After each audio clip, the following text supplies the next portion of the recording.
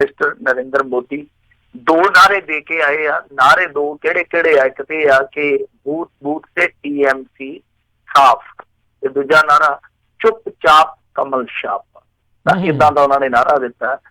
ਦੋ ਵੱਡੇ ਨਾਰੇ ਦੇ ਕੇ ਨਾਲ ਆਖਿਆ ਕਿ ਮੀਡੀਆ 'ਚ ਮੈਂ ਦੇਖਿਆ ਕਿ ਦੀਦੀ ਨੇ ਭਾਜਪਾ ਦੇ ਦਫ਼ਤਰ ਤੇ ਕਬਜ਼ਾ ਕਰਨ ਦੀ ਵੀ ਧਮਕੀ ਦਿੱਤੀ ਆ। ਦੀਦੀ ਭਾਜਪਾ ਦੇ ਵਰਕਰਾਂ ਦੇ ਘਰਾਂ ਤੇ ਕਬਜ਼ਾ ਕਰਨ ਦੀ ਧਮਕੀ ਦੇ ਰਹੀ ਹੈ, ਚੰਗੀ ਗੱਲ ਨਹੀਂ ਹੈ। ਸੋ ਇਸ ਤਰ੍ਹਾਂ ਹੋਰ ਵੀ ਗੱਲਾਂ ਉਹਨਾਂ ਨੇ ਕਹੀਆਂ ਨੇ। ਕਹਿੰਦੇ ਕਿ ਯੂਪੀ ਦੇ ਮਿਰਜ਼ਾਪੁਰ 'ਚ ਕਿਹਾ ਸੀਗਾ ਕਿ ਜਿਵੇਂ ਜਿਵੇਂ ਵਿਰੋਧੀਆਂ ਦੁਆਰਾ ਗਾਲਾਂ ਦੀ ਡੋਜ਼ ਵੱਧ ਰਹੀ ਆ, ਲੋਕਾਂ ਦਾ ਮੇਰੇ ਤੇ ਪਿਆਰ ਅਤੇ ਯਕੀਨ ਉਹਦੀ ਡੋਜ਼ ਵੀ ਵੱਧਦੀ ਜਾ ਰਹੀ ਆ। ਮੈਨੂੰ ਉਹ ਮਲਾਹਾ ਮਿਲਾਵਟੀ ਗਾਲਾਂ ਦੇ ਰਹੇ ਆ ਜਿਨ੍ਹਾਂ ਯੂਪੀ ਨੂੰ, ਮਿਰਜ਼ਾਪੁਰ ਨੂੰ ਵਾਰੀ ਨਾਲ ਲੁੱਟਿਆ, ਜਿਨ੍ਹਾਂ ਨੇ ਮਿਰਜ਼ਾਪੁਰ ਨੂੰ ਨਕਸਲੀ ਹਿੰਸਾ 'ਚ ਧੱਕ ਦਿੱਤਾ, ਜਿਨ੍ਹਾਂ ਨੇ ਯੂਪੀ ਦੀਆਂ ਖਾਨਾਂ ਨੂੰ ਲੁੱਟ ਕੇ ਆਪਣੀਆਂ ਤਜ਼ੋਰੀਆਂ ਭਰ ਲਈਆਂ। ਸੋ ਇਹ ਸਾਰਾ ਕੁਛ ਉੱਥੇ ਬੋਲੇ ਆ, ਇਸ ਤਰ੍ਹਾਂ ਦੇ ਇਹਨਾਂ ਦੇ ਉੱਥੋਂ ਦੇ ਰਹੇ ਆ ਸ਼ਬਦੀ ਬਾਣ। ਤਾਂ ਕੁੱਲ ਮਿਲਾ ਕੇ ਦੇਖੋ, ਨਰਿੰਦਰ ਮੋਦੀ ਦੀਆਂ ਜਿਹੜੀਆਂ ਇਹ ਰੈਲੀਆਂ ਸੀਗੀਆਂ ਉੱਧਰ ਅੰਤਲੇ ਤੌਰ ਦੀ, ਖਾਸ ਤੌਰ ਤੇ ਇਹ ਰੈਲੀ ਜਿਹੜੀ ਆ, ਇਸ ਤੋਂ ਬਾਅਦ ਚੋਣ ਪ੍ਰਚਾਰ ਉੱਥੇ ਬੰਗਾਲ 'ਚ ਬੰਦ ਹੋਣ ਜਾ ਰਿਹਾ। ਹੁਣ ਦੇਖੋ ਕਿੱਡਾ ਮਾਜਰਾ ਜਿਹੜਾ ਦਿਲਚਸਪ ਆ। ਹਾਲਾਂਕਿ ਅੱਜ ਮਮਤਾ ਬੈਨਰਜੀ ਨੇ ਜਿਹੜੀ ਚੋਣ ਕਮਿਸ਼ਨ ਦੀ ਕਾਰਕਰਦਗੀ ਉਹਦੇ ਤੇ ਤੰਜ਼ ਵੀ ਕੱਸਿਆ। ਉਹ ਕਹਿੰਦੀ ਆ ਕਿ ਜੋ ਚੋਣ ਕਮਿਸ਼ਨ ਹੈ ਉਹ ਭਾਰਤੀ ਜਨਤਾ ਪਾਰਟੀ ਦਾ ਸਕਾ ਭਰਾ ਹੀ ਆ। ਤਾਂ ਵੇਖੋ ਇਹਨਾਂ ਨੇ ਕੀ ਕੀਤਾ ਸੀਗਾ ਕਿ 24 ਘੰਟੇ ਪਹਿਲਾਂ ਹੀ ਬੰਦ ਕਰ ਦਿੱਤਾ ਸੀਗਾ ਚੋਣ ਪ੍ਰਚਾਰ, ਕਿ ਇਹ ਚੋਣ ਪ੍ਰਚਾਰ ਹੈ ਜਿਹੜਾ ਜੀ ਅੱਜ ਰਾਤ ਯਾਨੀ ਵੀਰਵਾਰ ਰਾਤ 10 ਵਜੇ ਸਟਾਪ ਤੇ ਪਹੁੰਚ ਜਾਊਗਾ। ਪਰ ਆਮ ਤੌਰ ਤੇ ਹੁਣ ਆਪਾਂ ਦੇਖਿਆ ਕਿ ਜਿੱਦਾਂ ਪੰਜਾਬ ਦੇ ਵਿੱਚ ਆ, ਬੰਗਾਲ ਤੇ ਪੰਜਾਬ ਦੀ ਇਕੱਠੀ ਚੋਣ ਹੋਣੀ ਆ, ਆਖਰੀ ਗੇੜ ਦੀ ਆ ਜਿਹੜੀ ਜੀ। ਪੰਜਾਬ ਦੀ ਚੋਣ ਪ੍ਰਚਾਰ ਦਾ ਜਿਹੜਾ ਟਾਈਮ ਆ ਉਹ ਇੱਕ ਦਿਨ ਬਾਅਦ ਆ, ਮਤਲਬ ਕਿ 24 ਘੰਟੇ ਪਹਿਲਾਂ ਕਰ ਦਿੱਤਾ। ਪਰ ਕਮਾਲ ਇਹ ਸੀਗਾ ਕਿ ਨਰਿੰਦਰ ਮੋਦੀ ਦੀ ਰੈਲੀ ਨੂੰ ਟਾਈਮ ਦਿੱਤਾ ਗਿਆ। ਜਿੱਥੇ ਮੰਨ ਲਓ ਚੋਣ ਕਮਿਸ਼ਨ ਨੂੰ ਲੱਗਦਾ ਸੀਗਾ ਕਿ ਇੱਥੇ ਤੇ ਬਿਲਕੁਲ ਅਮਨ ਕਾਨੂੰਨ ਦੀ ਵਿਵਸਥਾ ਦਾ ਬੇੜਾ ਬੈਠਾ ਪਿਆ, ਇਹ ਸਾਨੂੰ ਚਾਹੀਦਾ ਅਸੀਂ ਫੌਰੀ ਤੌਰ ਤੇ ਕਦਮ ਚੁੱਕੀਏ, ਫਿਰ ਤੇ ਆਪਾਂ ਮੰਨਦੇ ਕਿ ਠੀਕ ਆ ਕਿ ਜਦੋਂ ਹੀ ਉਹਨਾਂ ਨੇ ਫਟਕ ਲਾ ਦਿੱਤਾ ਕਿ ਬਸ ਸਫਾਈ, ਹੁਣ ਹੋਰ ਰਿਸਕ ਨਹੀਂ ਲਿਆ ਜਾਊਗਾ। ਤਾਂ ਇੱਕ ਟਾਈਮ ਦਿੱਤਾ ਜਾ ਰਿਹਾ, ਪਰ ਦੇ ਕੇ ਟਾਈਮ ਅੱਜ ਕੁਛ ਨਹੀਂ ਵਾਪਰਿਆ, ਤਾਂ ਅੱਜ ਇਹ ਚੋਣ ਪ੍ਰਚਾਰ ਖਤਮ ਕਰ ਦਿੱਤਾ। ਸੋ ਇਸੇ ਤੇ ਹੀ ਕੰਟਾਕਸ਼ ਕੀਤਾ ਵਾ ਮਮਤਾ ਬੈਨਰਜੀ ਨੇ, ਔਰ ਇਸ ਤੋਂ ਇਲਾਵਾ ਕਾਂਗਰਸੀਆਂ ਨੇ ਵੀ ਅਧਿਕਾਰਤ ਤੌਰ ਤੇ ਇੱਕ ਪ੍ਰੈਸ ਕਾਨਫਰੰਸ ਕੀਤੀ ਹੈ ਇਸ ਮਾਮਲੇ ਮੁਤਲਕ। ਉਹਨਾਂ ਨੇ ਚੋਣ ਕਮਿਸ਼ਨ ਦੀ ਜਿਹੜੀ ਸਾਰੀ ਕਾਰਕਰਦਗੀ ਹੈ ਉਹਦੇ ਤੇ ਕਾਫੀ ਸਵਾਲਾਤ ਕੀਤੇ ਆ। ਤਾਂ ਕਹਿਣ ਦਾ ਮਤਲਬ ਇਹ ਆ ਕਿ ਚੋਣ ਕਮਿਸ਼ਨ ਨੇ ਇੱਕ ਵਾਰੀ ਫੇਰ ਆਪਦੇ ਤੇ ਜਾਂਦਿਆਂ ਫੇਰ ਆਪਦੇ ਤੇ ਇੱਕ ਦਾਗ ਲਵਾਇਆ ਕਿ ਜੇ ਮੰਨ ਲਓ ਸਥਿਤੀ ਜਿਹੜੀ ਆ ਉੱਥੇ ਵਿਗੜੀ ਹੋਈ ਸੀਗੀ ਤਾਂ ਠੀਕ ਆ ਕਿ ਚੋਣ ਪ੍ਰਚਾਰ ਜਦੇ ਬੰਦ ਕਰ, ਫਿਰ ਆਮ ਬੰਦੇ ਦੀ ਵੀ ਸਹਿਮਤੀ ਬਣ ਜਾਂਦੀ। ਪਰ ਇੱਕ ਦਿਨ ਦਾ ਟਾਈਮ ਦਿੱਤਾ ਗਿਆ ਸਪੈਸ਼ਲੀ ਮੋਦੀ ਸਾਹਿਬ ਦੀ ਰੈਲੀ ਵਾਸਤੇ, ਔਰ ਅਗਲੇ ਦਿਨ ਚੋਣ ਪ੍ਰਚਾਰ ਹੈ ਜਿਹੜਾ ਬੰਦ ਕਰ ਦਿੱਤਾ ਗਿਆ। ਕਿਤੇ ਨਾ ਕਿਤੇ ਦਰਸਾਉਂਦਾ ਕਿ ਚੋਣ ਕਮਿਸ਼ਨ ਕਿਸ ਤਰ੍ਹਾਂ ਕੰਮ ਕਰਦਾ ਪਿਆ। ਜੀ, ਮੈਨੂੰ ਨਹੀਂ ਲੱਗਦਾ ਹੁਣ ਉਹਨਾਂ ਦੇ ਪ੍ਰਤੀ ਕੋਈ ਜਿਹੜੀ ਉਹਨਾਂ ਦੀ ਘੁੰਡ ਚੁਕਾਈ ਰਹਿ ਗਈ। ਪਰਦੇ ਸਾਰੇ ਉਹਨਾਂ ਦੇ ਉੱਠ ਚੁੱਕੇ ਨੇ ਵੀ ਉਹ ਘਰ ਦੇ ਕੀ ਪਏ ਆ। ਅਗਲੀ ਮਿੰਟੂ ਜੀ ਗੱਲ ਕਰਦੇ, ਕਹਿੰਦੇ ਪ੍ਰਗਿਆ ਠਾਕੁਰ ਨੇ ਭਾਜਪਾ ਲਈ ਖੜੀ ਕੀਤੀ ਨਵੀਂ ਮੁਸੀਬਤ, ਜਿਹੜਾ ਗੌਂਡ ਸੀ ਉਸ ਨੂੰ ਦੱਸਿਆ ਦੇਸ਼ ਭਗਤ। ਇਹ ਜਿਹੜੀ ਸਾਧਵੀ ਪ੍ਰਗਿਆ ਨਾ, ਇਹ ਇਹਨਾਂ ਲਈ ਇੱਕ ਗਲੇ ਦੀ ਫਾਂਸ ਹੀ ਬਣੀ ਪਈ ਆ। ਇਹ ਵੀ ਕਹਿੰਦੇ ਹੋਣੇ ਆ ਕਿ ਕਦੋਂ, ਜਿਵੇਂ ਆਂਦੇ ਹੁੰਦੇ ਆ ਨਾ ਪੰਜਾਬੀ 'ਚ ਇੱਕ ਕਹਾਵਤ ਆ, ਕਦੋਂ ਕੁੜੀ ਜੰਮੇ ਤੇ ਕਦੋਂ ਹੱਡ ਛੁੱਟਣਾ। ਤਾਂ ਕਹਿਣ ਦਾ ਭਾਵ ਇਹ ਆ ਕਿ ਸਾਧਵੀ ਪ੍ਰਗਿਆ ਦੇ ਮਾਮਲੇ 'ਚ ਭਾਰਤੀ ਜਨਤਾ ਪਾਰਟੀ ਵਾਲੇ ਇਹੋ ਹੀ ਸੁੱਖਦੇ ਹੋਣੇ ਆ ਕਿ ਕਦੋਂ ਇਲੈਕਸ਼ਨ ਨੇਪਰੇ ਚੜੇ ਤੇ ਕਦੋਂ ਸਾਧਵੀ ਪ੍ਰਗਿਆ ਵਾਲਾ ਜਿਹੜਾ ਇਹ ਪੰਗਾ ਉਹ ਸਾਡੇ ਗਲੋਂ ਲੱਥੇ। ਕਿਉਂਕਿ ਹਰੇਕ ਵਾਰੀ ਇਹ ਐਸਾ ਬਿਆਨ ਦੇ ਦਿੰਦੀ ਆ ਬੀਬੀ, ਮੁੜ ਕੇ ਭਾਰਤੀ ਜਨਤਾ ਪਾਰਟੀ ਨੂੰ ਅਲੈਹਦਗੀ ਕਰਨੀ ਪੈਂਦੀ ਆ। ਹੁਣ ਦੇਖੋ ਹਿੰਮਤ ਕਰਕਰੇ ਪ੍ਰਤੀ ਜੋ ਬਿਆਨ ਦਿੱਤਾ ਸੀਗਾ, ਉਸ ਤੋਂ ਬਾਅਦ ਇੰਨਾ ਜ਼ਿਆਦਾ ਬਵਾਲ ਹੋ ਗਿਆ ਸੀਗਾ ਕਿ ਇਹਨਾਂ ਨੂੰ ਲੱਗ ਰਿਹਾ ਸੀਗਾ ਕਿ ਸਾਡਾ ਹਿੰਦੂਤਵ ਦਾ ਪਤਾ ਜਿਹੜਾ ਉਹ ਉਲਟਾ ਸਾਨੂੰ ਹੀ ਮਾਰ ਕਰ ਰਿਹਾ। ਤਾਂ ਫਿਰ ਇਹਨਾਂ ਨੇ ਖੜੇ ਪੈਰ ਆਪਣੇ ਆਪ ਨੂੰ ਬਿਆਨ ਤੋਂ ਵੱਖ ਕਰ ਲਿਆ। ਸਾਧਵੀ ਪ੍ਰਗਿਆ ਨੂੰ ਕਿ ਮਾਫੀ ਮੰਗਣੀ ਪਈ। ਉਸ ਤੋਂ ਬਾਅਦ ਕੀ ਹੋਇਆ ਕਿ ਚੋਣ ਪ੍ਰਚਾਰ ਤੇ ਉਹਦੀ ਪਾਬੰਦੀ ਵੀ ਲਾਈ ਗਈ, ਯਾਨੀ ਉਹਨੂੰ ਪਾਬੰਦ ਵੀ ਕੀਤਾ ਗਿਆ। ਚਲੋ ਉਹ 2-4 ਦਿਨ ਖਾਮੋਸ਼ ਰਹੀ ਆ ਬੀਬੀ, ਤਾਂ ਹੁਣ ਉਹ ਫੇਰ ਬੋਲ ਪਈ ਆ। ਹੁਣ ਉਹਨੇ ਨੱਥੂਰਾਮ ਗੌਂਡਸੇ ਨੂੰ ਲੈ ਕੇ ਬਿਆਨ ਦੇ ਦਿੱਤਾ। ਅਸਲ ਦੇ ਵਿੱਚ ਕੀ ਚੱਲਦਾ ਪਿਆ, ਦੱਖਣ ਦੀ ਰਾਜਨੀਤੀ ਇਸ ਮੁੱਦੇ ਤੇ ਕਾਫੀ ਗਰਮਾਈ ਹੋਈ ਆ। ਜਿਹੜਾ ਪੰਜਾਬੀ ਦੀ ਜ਼ੁਬਾਨ ਜ਼ਿਆਦਾ ਹੀ ਤਿਲਕਣ ਡਈ ਆ ਮੇਰੀ, ਹਿੰਦੀ ਫਿਲਮਾਂ ਦਾ ਜਿਹੜਾ ਪੁਰਾਣਾ ਐਕਟਰ ਸੀ ਨਾ ਕਮਲ ਹਸਨ, ਜਿਹੜਾ ਹੁਣ ਅੱਜ ਕੱਲ ਰਾਜਸੀ ਪਾਰੀ ਵੀ ਸ਼ੁਰੂ ਕਰ ਚੁੱਕਾ ਵਾ। ਤਾਂ ਕਮਲ ਹਸਨ ਨੇ ਪਿੱਛੇ ਜਿਹੇ ਇੱਕ ਬਿਆਨ ਦਿੱਤਾ ਸੀਗਾ, ਵੈਸੇ ਉਹਨੇ ਬਿਆਨ ਨਵਾਂ ਨਹੀਂ ਦਿੱਤਾ, ਮਹੀਨਾ ਕੁ ਪਹਿਲਾਂ ਵੀ ਇਹ ਬਿਆਨ ਦਿੱਤਾ ਸੀਗਾ। ਉਹਨੇ ਆਖਿਆ ਸੀਗਾ ਕਿ ਆਜ਼ਾਦ ਹਿੰਦੁਸਤਾਨ ਦਾ ਪਹਿਲਾ ਹਿੰਦੂ ਅੱਤਵਾਦੀ ਸੀਗਾ ਨਥੂਰਾਮ ਗੌਡਸੇ। ਉਸ ਤੋਂ ਬਾਅਦ ਉਹਦੇ ਖਿਲਾਫ ਸ਼ਿਕਾਇਤਾਂ ਵੀ ਹੋਈਆਂ, ਜੋ ਉਹਦੇ ਤੇ ਚੱਪਲ ਵੀ ਸੁੱਟੀ ਗਈ, ਉਹਦੀ ਬੜੀ ਨਖੇਦੀ ਕੀਤੀ ਜਾ ਰਹੀ ਆ। ਤਾਂ ਜਿਵੇਂ ਜਿਵੇਂ ਫਿਰ ਪੱਤਰਕਾਰ ਰਿਐਕਸ਼ਨ ਲੈ ਰਹੇ ਆ ਲੀਡਰਾਂ ਦਾ, ਤਿਵੇਂ ਤਿਵੇਂ ਉਹਨਾਂ ਦੇ ਬਿਆਨ ਆ ਰਹੇ ਆ, ਸਟੇਟਮੈਂਟ ਆ ਰਹੀਆਂ। ਤਦ ਵੀ ਪ੍ਰਗਿਆ ਤੋਂ ਜਦੋਂ ਪ੍ਰਤੀਕਿਰਿਆ ਲਈ ਗਈ ਤਾਂ ਇਹ ਪ੍ਰਤੀਕਿਰਿਆ ਲੈਣ ਦੀ ਲੋੜ ਹੀ ਨਹੀਂ, ਇਹਨਾਂ ਲੋਕਾਂ ਦੀ ਵਿਚਾਰਧਾਰਾ ਦਾ ਪਤਾ ਹੀ ਹੈ ਸਭ ਨੂੰ।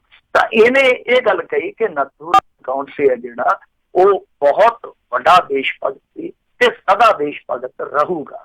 ਕਹਿਣ ਦਾ ਭਾਵ ਹੈ ਕਿ ਨਥੂਰਾਮ ਗੌਡਸੇ ਜੀ ਦੇਸ਼ ਭਗਤ ਸਨ ਤੇ ਸਦਾ ਦੇਸ਼ ਭਗਤ ਹੀ ਰਹਿਣਗੇ।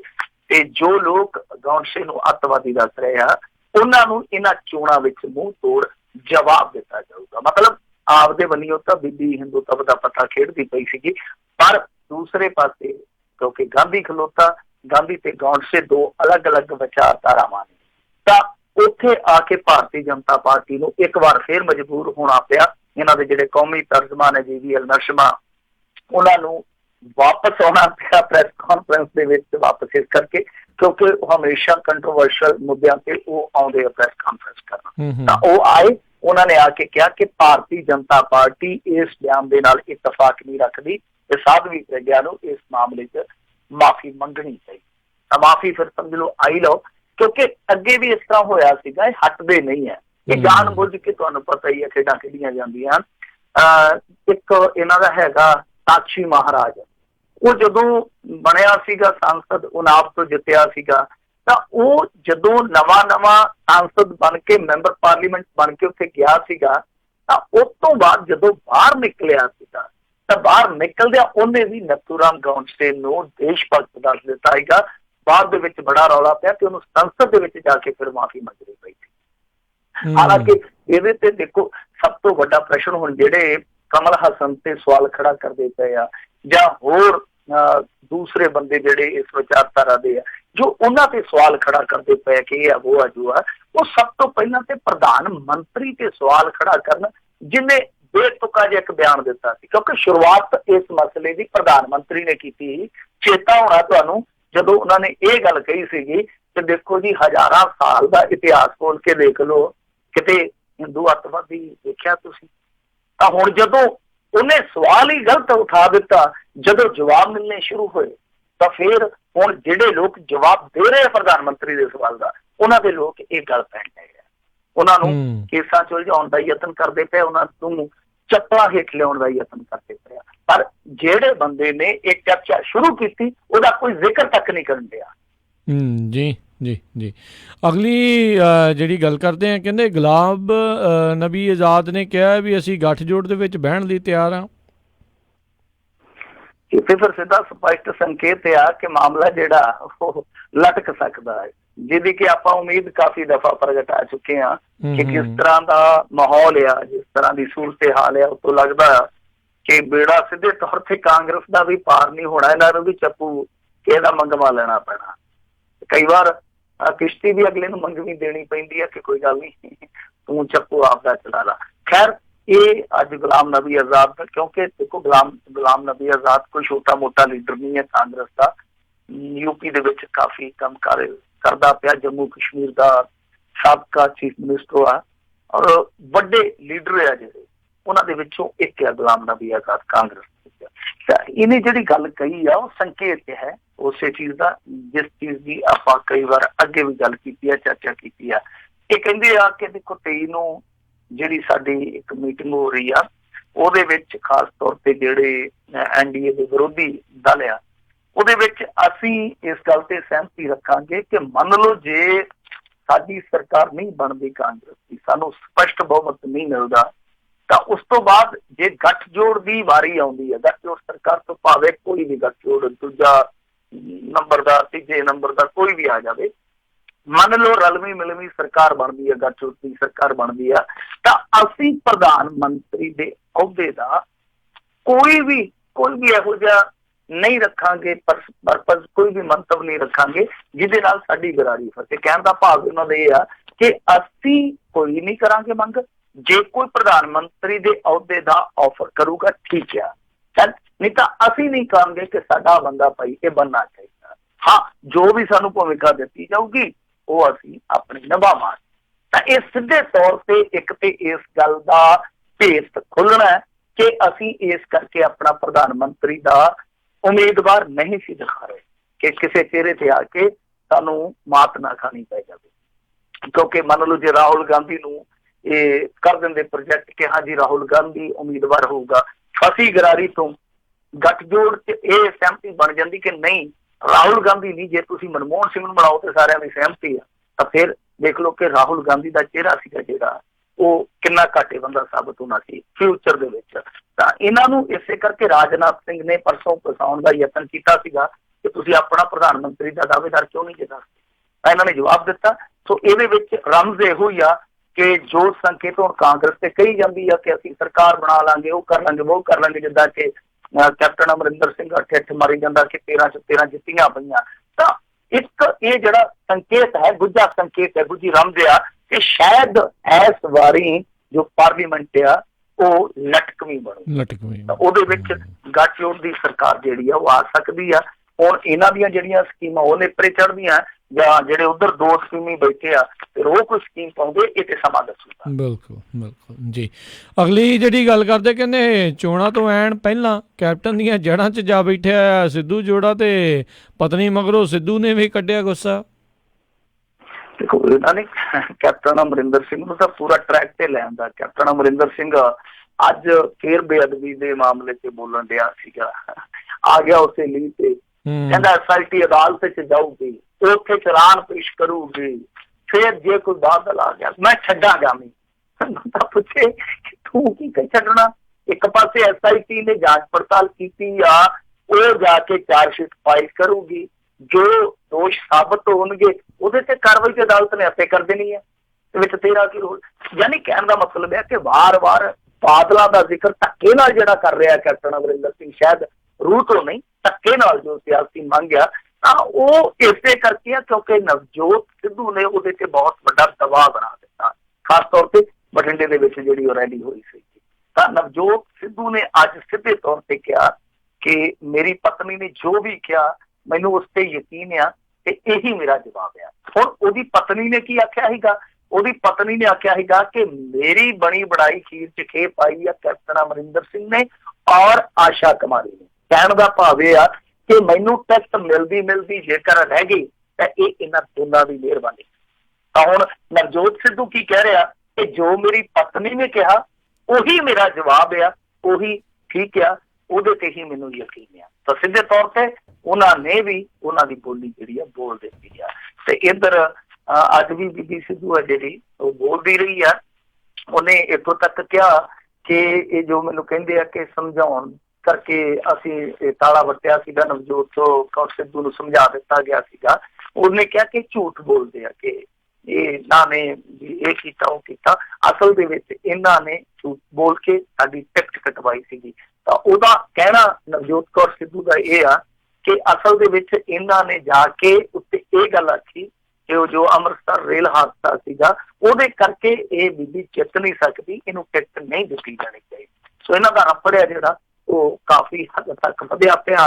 ਤਾਂ ਨਵਜੋਤ ਸਿੱਧੂ ਔਰ ਨਵਜੋਤ ਕੌਰ ਸਿੱਧੂ ਦੇ ਬਿਆਨ ਜਿਹੜੇ ਆ ਉਹ ਸਿੱਧਾ ਇਸ਼ਾਰਾ ਕਰਦੇ ਆ ਕਿ ਕਾਂਗਰਸ ਦੇ ਅੰਦਰ ਕੀ ਚੱਲਦਾ ਪਿਆ। ਔਰ ਇਹ ਵੇਖੋ ਕਿ ਜੇ ਮੰਨ ਲਓ 23 ਤਰੀਕ ਨੂੰ ਕੋਈ ਉਲਟ ਫੇਰ ਹੋ ਜਾਂਦਾ, ਕੋਈ ਨਤੀਜਾ ਇਹਨਾਂ ਦੀ ਉਮੀਦ ਤੋਂ ਪਰੇ ਆ ਜਾਂਦਾ ਜਾਂ ਉਲਟਾ ਆ ਜਾਂਦਾ, ਤਾਂ ਉਸ ਸੂਰਤ ਦੇ ਵਿੱਚ ਕੀ ਹੋਊਗਾ? ਕਿਉਂਕਿ ਨਵਜੋਤ ਸਿੱਧੂ ਤੇ ਸਿੱਧੇ ਤੌਰ ਤੇ ਆ ਚੁੱਕਿਆ ਕਿ ਜਿੱਤ ਹਾਰ ਦੀ ਜ਼ਿੰਮੇਵਾਰੀ ਕੈਪਟਨ ਦੀ ਹੋਊਗੀ। ਔਰ ਸੁਨੀਲ ਜਾਖੜ ਨੇ ਵੀ ਇਹ ਗੱਲ ਕਹਿ ਦਿੱਤੀ ਆ ਕਿ ਦੇਖੋ ਜੀ ਜਿੱਤ ਹਾਰ ਦਾ ਜ਼ਿੰਮੇਵਾਰ ਕੈਪਟਨ ਅਮਰਿੰਦਰ ਸਿੰਘ। ਜੀ ਜੀ। ਅਗਲੀ ਗੱਲ ਕਰਦੇ ਹਾਂ, ਕਹਿੰਦੇ ਕੇਜਰੀਵਾਲ ਦੀ ਪੰਜਾਬ ਫੇਰੀ ਨੇ ਮਾਝੇ ਤੋਂ ਦੁਆਬੇ ਨੂੰ ਵਸਾਰਿਆ। ਹਾਂਜੀ ਬਿਲਕੁਲ, ਇਹਨਾਂ ਦੀ ਉਹ ਜਿਹੜੀ ਆ ਜਾਂ ਇਹਨਾਂ ਦਾ ਕਹੀਏ ਟੇਕ ਵਾਲਾ ਕੰਮ ਆ ਉਹ ਸਿਰਫ ਮਲਵਈਆਂ ਤੇ ਆ। ਤਾਂ ਇਹ ਮਲਵਈਆਂ ਤੇ ਟੇਕ ਰੱਖ ਕੇ ਚੱਲਦੇ ਪਏ ਆ ਕਿ ਇਹੋ ਹੀ ਸਾਡੀ ਬੇੜੀ ਪਾਰ ਲਾਊਗੇ। ਮੈਂ ਇੱਕ ਗੱਲ ਤੇ ਤੈਅ ਸੀਗੀ ਕਿ ਇਹ ਸਿਰਫ ਤੇ ਸਿਰਫ ਇੱਕੋ ਸੀਟ ਲਈ ਖੇਡਦੇ ਪਏ, ਉਹ ਆ ਸੰਗਰੂਰ। ਕਿਉਂ? ਕਿਉਂਕਿ ਭਗਵੰਤ ਮਾਨ ਨੂੰ ਜਦੋਂ ਇਹਨਾਂ ਨੇ ਇਲੈਕਸ਼ਨ 'ਚ ਉਤਾਰਿਆ ਸੀਗਾ, ਇੱਕ ਗੱਲ ਜਿਹੜੀ ਉਹ ਸਿੱਧੀ ਸਪਸ਼ਟ ਹੋ ਗਈ ਸੀ ਕਿ ਹੁਣ ਭਗਵੰਤ ਮਾਨ ਜਿਹੜਾ ਉਹ ਸੰਗਰੂਰ ਜੋਗਾ ਰਹਿ ਜਾਊਗਾ, ਆਸੇ-ਪਾਸੇ ਉੱਤੇ ਜ਼ੋਰ ਨਹੀਂ ਲਾਇਆ ਜਾਣਾ। ਉਹ ਕਹਾਣੀ ਸੱਚ ਸਾਬਤ ਹੋਈ ਆ ਕਿ ਭਗਵੰਤ ਮਾਨ ਉੱਥੇ ਘਿਰਿਆ ਪਿਆ, ਉਹ ਆਪਣੀ ਸੀਟ ਬਚਾਉਣ ਦੇ ਚੱਕਰ ਦੇ ਵਿੱਚ ਬਾਹਰ ਨਹੀਂ ਨਿਕਲ ਪਾ ਰਿਹਾ। ਔਰ ਤੁਸੀਂ ਕਿਤੇ ਵੀ ਦੇਖ ਲਓ, ਚਾਹੇ ਦੁਆਬਾ ਲੈ ਲਓ, ਚਾਹੇ ਮਾਝਾ ਲੈ ਲਓ, ਮਾਲਵਾ ਲੈ ਲਓ, ਤਾਂ ਕੱਲ ਜ਼ਰੂਰ ਥੋੜਾ ਜਿਹਾ ਬਠਿੰਡੇ ਦੇ ਵਿੱਚ ਇਹਨਾਂ ਨੇ ਅਖਾੜਾ ਪਕਾਇਆ, ਨਹੀਂ ਤਾਂ ਉਹਦਾ ਇਹਨਾਂ ਦਾ ਜਿਹੜਾ ਪ੍ਰਚਾਰ ਸੀਗਾ ਉਹ ਭਗਵੰਤ ਮਾਨ ਬਿਨਾਂ ਅਧੂਰਾ ਸੀਗਾ। ਕੇਜਰੀਵਾਲ ਜਦੋਂ ਆਇਆ ਥੋੜੀ ਜਿਹੀ ਗਰਮਾਹਟ ਜ਼ਰੂਰ ਆਈ ਹੈ ਉਸ ਮਾਹੌਲ 'ਚ। ਤਾਂ ਇਹ ਜਿਹੜਾ ਪਿਛਲੇ ਕਈ ਦਿਨਾਂ ਦਾ 20 ਦਿਨ 25 ਦਿਨਾਂ ਦਾ ਚੋਣ ਅਖਾੜਾ ਪਕਿਆ ਸੀਗਾ, ਉਹਦੇ ਵਿੱਚ ਕਿਤੇ ਵੀ ਸਰਗਰਮੀ ਹੈ ਨਹੀਂ ਸੀਗੀ, ਸਵਾਏ ਸੰਗਰੂਰ ਤੋਂ ਬਹੁਤੀ ਵੱਡੀ ਇਹਨਾਂ ਦੀ ਸਰਗਰਮੀ ਹੈ ਨਹੀਂ ਸੀਗੀ। ਤਾਂ ਹੁਣ ਅਰਵਿੰਦ ਕੇਜਰੀਵਾਲ ਆਇਆ, ਇਹ ਮੇਰੇ ਖਿਆਲ ਦੇ ਨਾਲ 23 ਮਈ ਨੂੰ ਆਇਆ ਸੀਗਾ ਸੰਗਰੂਰ ਤੇ ਸੁਨਾਮ ਹਲਕਿਆਂ 'ਚ ਫਿਰ ਰਹੇ। 14 ਨੂੰ ਇਹਨਾਂ ਨੇ ਸੰਗਰੂਰ ਤੇ ਬਰਨਾਲੇ ਹਲਕਿਆਂ 'ਚ ਰੈਲੀਆਂ ਕੀਤੀਆਂ ਸੀ, ਰੋਡ ਸ਼ੋਅ ਕੀਤਾ। 15 ਨੂੰ ਫੇਰ ਬਠਿੰਡੇ 'ਚ, ਜਿੱਦਾਂ ਮੈਂ ਤੁਹਾਨੂੰ ਦੱਸਿਆ। 16 ਨੂੰ ਅੱਜ ਫਰੀਦਕੋਟ, ਕੋਟਕਪੂਰਾ, ਬਾਘਾ ਪੁਰਾਣਾ, ਬਰਗਾੜੀ ਏਰੀਆ ਇਹਨਾਂ 'ਚ ਸੀਗੇ। 17 ਨੂੰ ਕੱਲ ਨੂੰ ਪਟਿਆਲੇ ਜਾਣਾ, ਪਟਿਆਲੇ ਤੋਂ ਵਾਪਸੀ ਦਿੱਲੀ ਦੀ ਹੋ ਜਾਣਾ। ਯਾਨੀ ਦੁਆਬਾ ਔਰ ਮਾਝਾ ਛੱਡ ਹੀ ਦਿੱਤਾ। ਹੁਣ ਜਿੰਨੇ ਵੀ ਮੈਂ ਹਲਕੇ ਗਿਣਾਏ ਆ ਤੁਹਾਨੂੰ ਸਿਲਸਿਲੇਵਾਰ ਤਰੀਕੇ ਦੇ ਨਾਲ, ਸੰਗਰੂਰ, ਸੁਨਾਮ, ਫਿਰ ਸੰਗਰੂਰ, ਬਰਨਾਲਾ, ਤੇ ਉਹ ਤੋਂ ਇਲਾਵਾ ਫਰੀਦਕੋਟ, ਕੋਟਕਪੂਰਾ, ਬਾਘਾ ਪੁਰਾਣਾ, ਪਟਿਆਲਾ, ਇਹ ਸਾਰੇ ਮਾਲਵੇ ਦਾ ਹੈ। ਤਾਂ ਕੁੱਲ ਮਿਲਾ ਕੇ ਕਹਿ ਸਕਦੇ ਹਾਂ ਕਿ ਮਾਝਾ ਤੇ ਦੁਆਬਾ ਉਹਨਾਂ ਨੇ ਠੀਕ ਉਸ ਤਰੀਕੇ ਨਾਲ ਛੱਡ ਦਿੱਤਾ ਜਿੱਦਾਂ ਇਹਨਾਂ ਨੇ ਭਗਵੰਤ ਮਾਨ ਹੋਰਾਂ ਨੇ ਦੂਸਰਾ ਪੰਜਾਬ ਛੱਡ ਦਿੱਤਾ ਕਿ ਭਾਈ ਆਪਾਂ ਸੰਗਰੂਰ ਜਿੱਤਣਾ, ਸੰਗਰੂਰ ਬਚਾਉਣਾ। ਸੋ ਆ ਇਹਨਾਂ ਦੀ ਸੋਚ ਆ, ਇਹ ਵੇਖ ਕੇ ਚੱਲਦੇ ਪਏ, ਨਾਪ ਕੇ ਚੱਲਦੇ ਪਏ, ਪਰ ਫਿਰ ਵੀ ਫਾਈਟ ਕਰਦੇ ਪਏ ਆ। ਉਸ ਫਾਈਟ ਦੇ ਵਿੱਚੋਂ ਅੱਗੇ ਜਾ ਕੇ ਕੀ ਰੌਂਗ ਸਾਬਤ ਹੁੰਦਾ, ਕੀ ਰਾਈਟ ਸਾਬਤ ਹੁੰਦਾ, ਤੇ ਬਾਤ ਪਤਾ ਲੱਗੂਗਾ। ਜਲੰਧਰ ਦੇ ਵਿੱਚ ਮਨੀਸ਼ ਸਿਸੋਦੀਆ ਗਏ ਸੀਗੇ, ਜੋਰਾ ਸਿੰਘ, ਜਿਹੜਾ ਕਮਿਸ਼ਨ ਜੋਰਾ ਸਿੰਘ ਹੁੰਦਾ ਸੀਗਾ, ਉਹਦੇ ਹੱਕ ਦੇ ਵਿੱਚ ਰੋਡ ਸ਼ੋਅ ਕਰਨਾ। ਤਾਂ ਉੱਥੇ ਵੀ ਜਿਹੜੇ ਇਹਨਾਂ ਦੇ ਪੁਰਾਣੇ ਸੀਗੇ ਆਮ ਆਦਮੀ ਪਾਰਟੀ ਦੇ ਕਾਰਕੁਨ, ਉਹਨਾਂ ਨੇ ਬੜਾ ਜ਼ਬਰਦਸਤ ਉੱਥੇ ਵਿਰੋਧ ਕੀਤਾ। ਫਿਰ ਵਿਰੋਧ ਤੋਂ ਇਲਾਵਾ ਜਿਹੜੀ ਅੰਤਰ ਕਲੇਸ਼ ਵਾਲੀ ਗੱਲ ਹੁੰਦੀ ਆ, ਉਹ ਅਸਰ ਪਾ ਦਿੰਦੀ ਇਹਨਾਂ ਚੀਜ਼ਾਂ ਤੇ। ਮੋਟਰਸਾਈਕਲ ਵੀ ਜਿਹੜੇ ਸੀਗੇ ਉਹ ਵੀ ਉੱਥੇ ਪੂਰੇ ਨਹੀਂ ਹੋਏ, ਅਖੀਰ ਉਹਨੂੰ ਰੋਡ ਸ਼ੋਅ ਉੱਥੇ ਛੱਡਣਾ ਪਿਆ। ਤਾਂ ਇਹ ਹਾਲ ਹੈ, ਇਹ ਆਲਮ ਆ ਦੁਆਬੇ ਤੇ ਮਾਝੇ ਦਾ। ਤਾਂ ਸੂਰਤ ਹਾਲ ਸਾਰੀ ਸਪਸ਼ਟ ਆ ਕਿ ਆਮ ਆਦਮੀ ਪਾਰਟੀ ਸਿਰਫ ਇੱਕੋ ਵਿਕਟ ਤੇ ਖੇਡਦੀ ਪਈ ਆ। ਉਹ ਵਿਕਟ ਕਿਹਦੀ ਆ? ਭਗਵੰਤ ਮਾਨ ਦੀ। ਜੇ ਉਹ ਵਿਕਟ ਡਿੱਗਦੀ ਆ, ਹਾਲਾਤ ਆ, ਜੇ ਉਹ ਮੈਚ ਧੁਰ ਤੱਕ ਲੈ ਗਿਆ ਠੀਕ ਆ। ਜੀ ਜੀ ਜੀ ਅਗਲੀ ਜਿਹੜੀ ਗੱਲ ਕਰਦੇ, ਕਹਿੰਦੇ ਸ਼੍ਰੀ ਅੰਮ੍ਰਿਤਸਰ ਸਾਹਿਬ 'ਚ ਅਮਿਤ ਸ਼ਾਹ ਦੀ ਰੈਲੀ ਹੋਈ ਠੁੱਸ। ਹਾਂ ਦੇਖੋ, ਅਮਿਤ ਸ਼ਾਹ ਦੀ ਰੈਲੀ ਜਿਹੜੀ ਆ ਉਹਦੇ ਵਿੱਚ ਅੱਜ ਸਪੋਕਸਮੈਨ ਨੇ ਹੁਣ ਜਿਹੜੀ ਰਿਪੋਰਟ ਲਾਈ ਆ ਉਹਦੇ 'ਚ ਦੱਸਿਆ ਕਿ 2000 ਕੁਰਸੀਆਂ ਲਾਈਆਂ ਗਈਆਂ ਸੀਗੀਆਂ, ਮੈਂ 2000 ਔਰ 2000 ਕੁਰਸੀਆਂ ਦੇ ਵਿੱਚੋਂ ਵੀ ਦੱਸਦੇ ਆ ਕਿ ਅੱਧੀਆਂ ਕੁਰਸੀਆਂ ਜਿਹੜੀਆਂ ਉਹ ਭਰ ਨਹੀਂ ਪਾਈਆਂ। ਸੋ ਇਹ ਸਪੋਕਸਮੈਨ ਦੀ ਹੁਣੇ ਮੈਂ ਇੱਕ ਰਿਪੋਰਟ ਪੜ੍ਹਦਾ ਪਿਆ ਸਾਂ, ਇਹ ਤਾਜ਼ਾ ਅਪਡੇਟ ਆ। ਸੋ ਜੇ ਆਪਾਂ ਮੰਨ ਕੇ ਚੱਲੀਏ, ਚਲੋ ਕਈ ਵਾਰ ਗਿਣਤੀ ਮਿਣਤੀ 'ਚ ਫਰਕ ਹੋ ਵੀ ਜਾਂਦਾ, ਤਾਂ ਜਿਹੜੀਆਂ 2000 ਕੁਰਸੀਆਂ ਲਾਈਆਂ ਮੰਨ ਲਓ ਭਰ ਵੀ ਜਾਂਦੀਆਂ ਤਾਂ ਵੀ ਅਮਿਤ ਸ਼ਾਹ ਦੇ ਬਰਾਬਰ ਦਾ ਉਹ ਇਕੱਠ ਨਹੀਂ ਮੰਨਿਆ ਜਾ ਸਕਦਾ। ਕਿਉਂਕਿ ਅਮਿਤ ਸ਼ਾਹ ਹੋਰੀ ਜਦੋਂ ਇਸ ਤਰ੍ਹਾਂ ਦੀਆਂ ਬੈਠਕਾਂ ਲੈਂਦੇ ਤਾਂ ਬੈਠਕਾਂ ਦੇ ਵਿੱਚ ਵੀ ਇੰਨੇ ਕੁ ਵਰਕਰ ਆ ਜਾਂਦੇ ਆ, ਤੇ ਇੱਥੇ ਇੱਕ ਪੂਰੇ ਏਰੀਏ ਦੇ ਮਾਝੇ ਏਰੀਏ ਦੇ ਜੇ ਵਰਕਰ 2000 ਨਹੀਂ ਜੁੱਟ ਪਾਉਂਦਾ, ਉਹਦੇ ਵਿੱਚੋਂ ਵੀ ਕੁਰਸੀਆਂ ਖਾਲੀ ਰਹਿ ਜਾਂਦੀਆਂ। ਮਾਮਲਾ ਜਿਹੜਾ ਉਹ ਸਮਝ ਦੇ ਵਿੱਚ ਪੈ ਜਾਂਦਾ ਸਥਿਤੀ ਕੀ ਆ।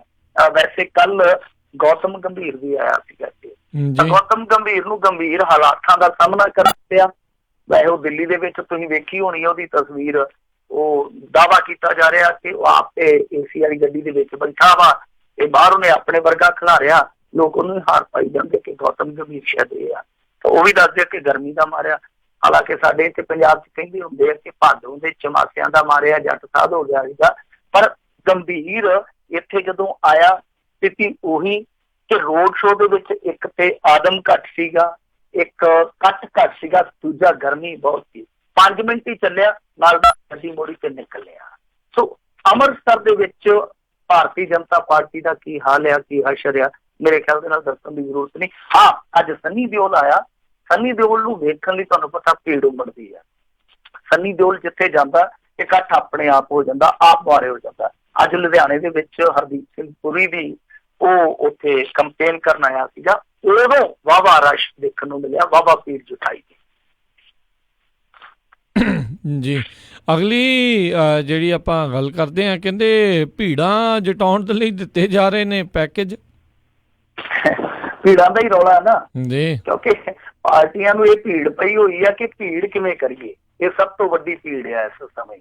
ਤਾਂ ਚੱਕਰ ਕੀ ਆ ਕਿ ਸਾਡੇ ਪੰਜਾਬ ਦੇ ਕੁਛ ਹਿੱਸੇ ਜਿਹੜੇ ਆ ਉਹ ਲੱਗਦੇ ਆ ਹਰਿਆਣੇ ਦੇ ਨਾਲ। ਹੁਣ ਜਿਵੇਂ ਸਾਡੇ ਪਿੰਡ ਆ ਗਏ ਰਾਜਸਥਾਨ ਨਾਲ ਲੱਗਦੇ, ਥੋੜੇ ਦੂਰ ਰਹਿ ਜਾਂਦੇ ਆ, ਪਰ ਬਹੁਤਾ ਇਲਾਕਾ ਜਿਹੜਾ ਆਪਣਾ ਉਹ ਲੱਗਦਾ ਵਾ ਹਰਿਆਣੇ ਦੇ ਨਾਲ।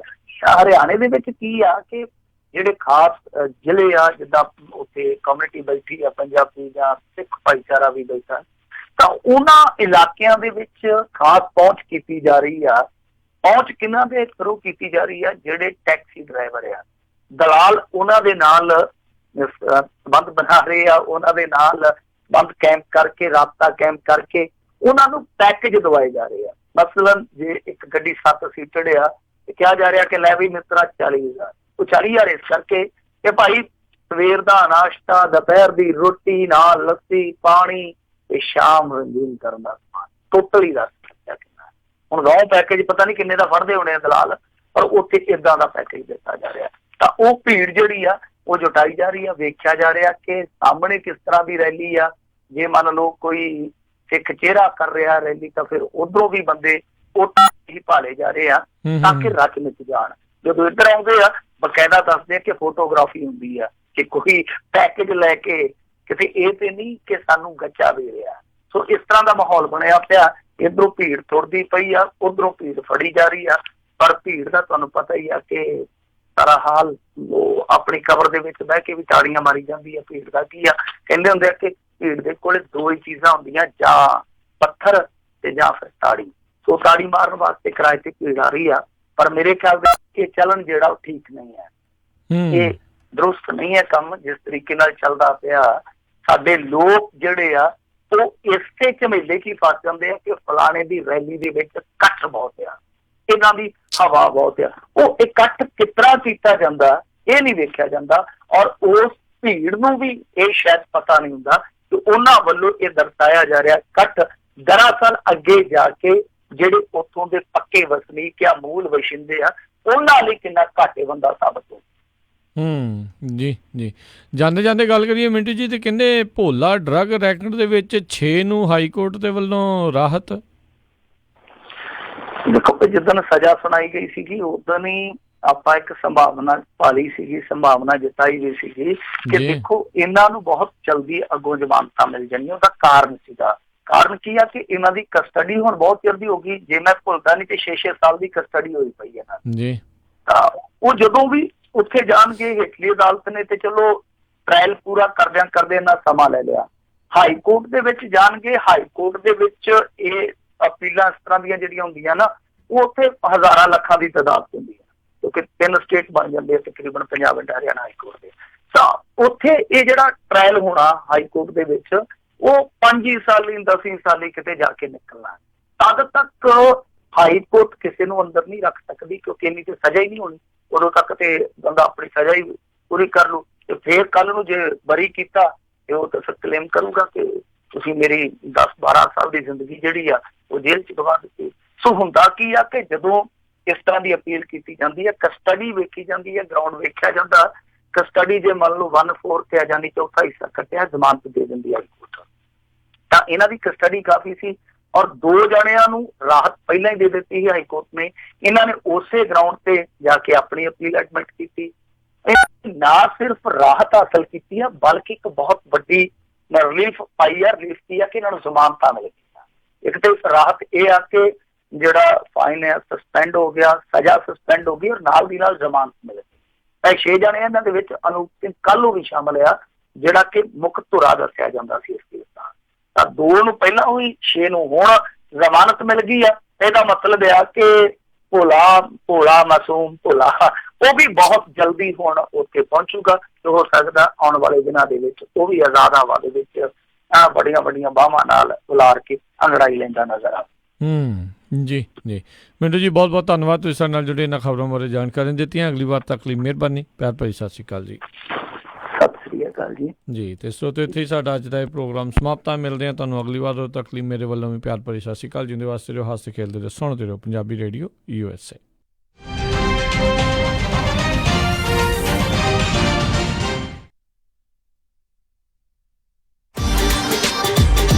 ਟਰੱਕਿੰਗ ਕੰਪਨੀਜ਼ ਲਈ ਖੁਸ਼ਖਬਰੀ, ਹੁਣ ਟਰੱਕ ਡਰਾਈਵਰ